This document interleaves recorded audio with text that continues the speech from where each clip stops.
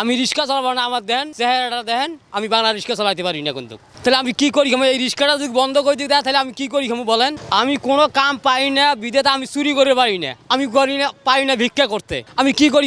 এই রিক্সা চলে মনে করো 1000-1200 টাকা ইনকাম করিয়ে আমি বউ বাচ্চা আমার পালি। আমার 3টে মেয়ে আমার করা লাগে, 2টা মেয়ে বিয়েও দিছি, বরঞ্চ আর একটা মেয়ে হাফিজি পড়বে না, তার খরচ চলা লাগে। আমার বউ বুড়ে হয়েছে, তা কেউ কাজ নেই না। আর আমি কি করি বলেন? আমার সংসারটা কীভাবে চলবে আপনারাই বলেন। আর আপনারা যদি এই অটো রিক্সা বন্ধ করে চান, আমাদের কর্ম দিয়ে আপনারা রিক্সা বন্ধ করে দিন, কোনো সমস্যা নাই ভাইতে। আমরা মেন রোড তো যাই না তো, এই যখন মেন রোড চলে যায়, যখন একটা মনে করো রুগী অসুস্থ, বাবা আমাকে ওই রাস্তাটা ওই পার করে নিয়ে যাও।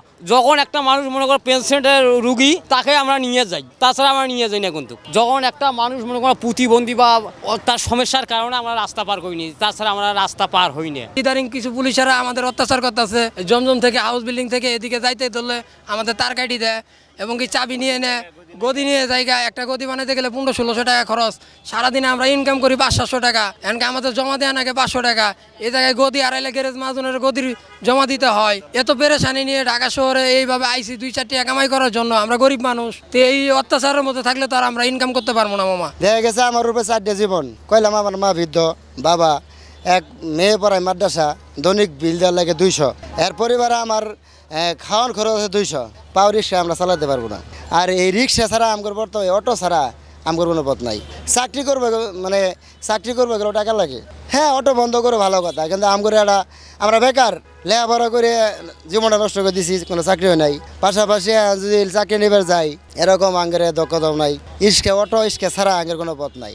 এই অটো যদি তুলে দিবার চা, তাহলে আমার হাতে একটা কাজ দেন, যে কোনো এক চাকরি দেন, যে কোনো ফান্ডে লাগিয়ে দেন, যাতে আমার ফ্যামিলি বউ বাল বাচ্চা নিয়ে চলতে পারি, ভালোভাবে ডাল ভাত খাই চলতে পারি। অটো মনে করেন যে সবসময় যারা ড্রাইভার, প্রকৃত ড্রাইভার, এরা কিন্তু একটা পিরপে মারে না। একটা পিরপে যে আছে, পিরপে বন্ধ মারবে না। ফট করে মনে হয় যে প্রাইভেট গাড়ি লাগাই দেয়, বড় বড় গাড়ি অ্যাক্সিডেন্ট করে, এর কোনো দোষী নাই। সুতরাং রিক্সা যদি একটু বাজে, হালা বালা না, গাড়ি উড়াই দেখ। দেখা গেছে বড় বড় গাড়ি কিন্তু মাইরা দিতেছে, বড় বড় ছাত্র করে মাইরা দিতেছে, এর কোনো দোষী হয় না।